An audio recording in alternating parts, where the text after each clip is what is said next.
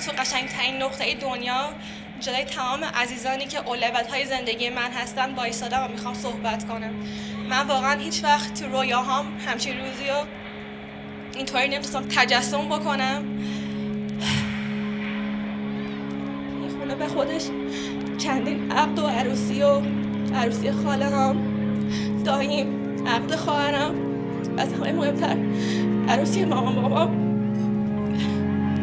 و خب من از همون بچگی دوست داشتم که منم وقتی بزرگ شدم اینجا عروس بشم. از اگه واقعا کلمه عروس واقعا هنوز غریبه.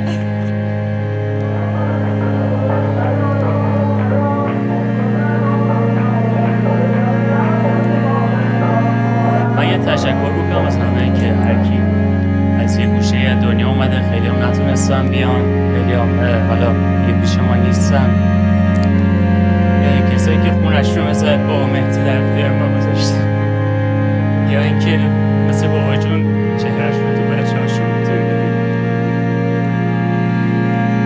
این خونه واقعا همیشه پر خیر و برکت و شادی و خاطرهای همیشه خیلی خوب بوده. براتون آرزوی واقعا شادی، زندگی پر از عشق و دوستتون دارم. یاسی تو مهربون‌ترین، زیباترین، صادق‌ترین، خوشقلب‌ترین دوستی هستی که هر کسی تو زندگیش نیاز داره. و من خیلی خوشحالم که این شانس رو داشتم که تو رو در کنار خودم داشته باشم.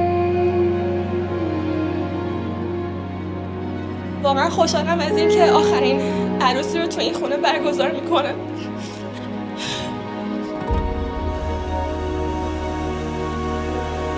اما همیشه تصور میکردم که پدر بزرگم قراره اینجا باشم. همین الانم تصور میکنم که بالای مجلس نشستن و دارن ما رو نگاه کنم.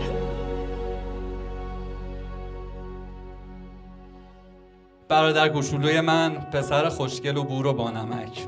تا همین دیروز راستشو بخوای فکر میکردم همونقدر کوچیکی، ولی الان دیگه میدونم خیلی بزرگ شدی. دیگه اونقدر خوشگل نیستی، ولی مردی شدی که بشه بهش تکیه کرد. یه پسر بامعرفت که همیشه آماده فداکاریه، همیشه پر از وجوده و همیشه کنارت هست.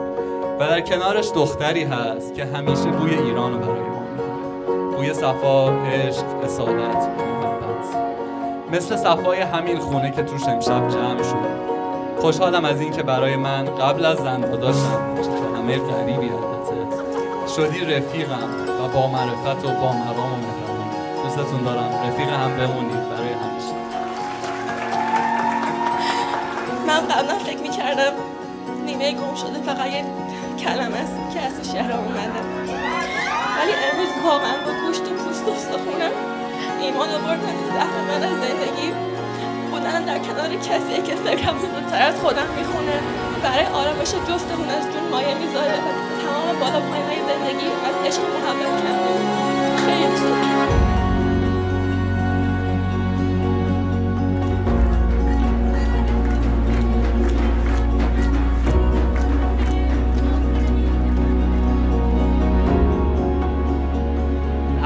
دیوونه بازی من بخوام درارم، اونم به اصطلاح لباس دیوونه بازیشو پوشیده آماده اینه که دست‌ها بگیریم بریم دنبال هر مسخره بازی بخوام بخریم.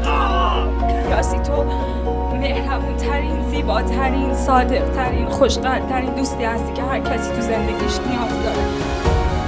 و من خیلی خوشحالم که این شانس رو داشتم که تو رو در کنار خودم داشته باشم.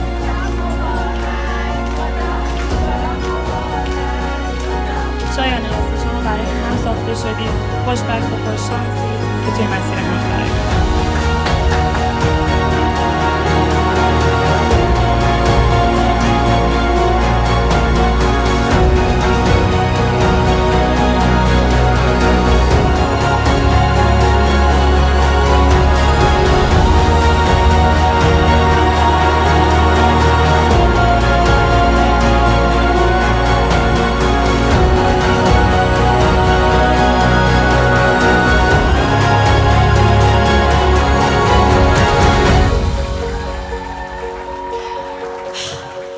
شاید واقعا برای کمتر کسی این فرصت پیش میاد که چندین سال دوستای هم باشن، در کنار هم بزرگ بشن، تجربه کنن و به مرور زمان کم کم عاشق شن و کم کم دیگه بدون هم نفس نتونن بکشن.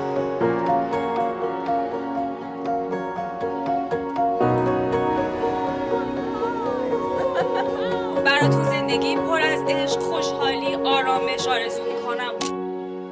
امیدوارم که خونه‌تون همیشه پر از صدای خنده باشه. دوستتون